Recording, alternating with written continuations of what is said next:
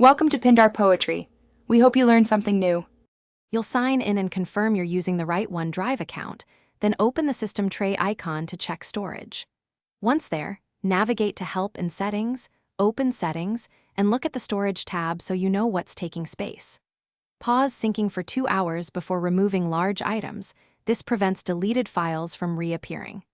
Make sure the OneDrive app is fully updated, because older clients behave differently, so update now if prompted. Then proceed to the next step. Now you'll focus on the heavy hitters.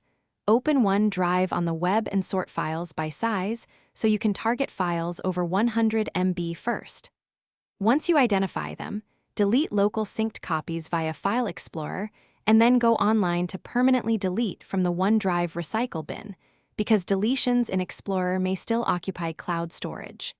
If you prefer placeholders, enable Files on Demand in Settings or use the Free Up Space option to convert. Finish by refreshing the OneDrive storage view to confirm space is freed. If the totals lag, sign out and sign back in to force refresh. Make sure you also clear the Windows recycle bin and remove duplicate backups or temp files on the local drive to reclaim space.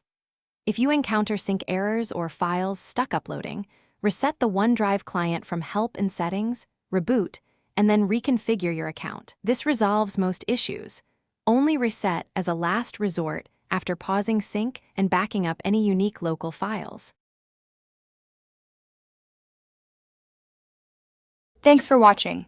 Consider subscribing if we helped you.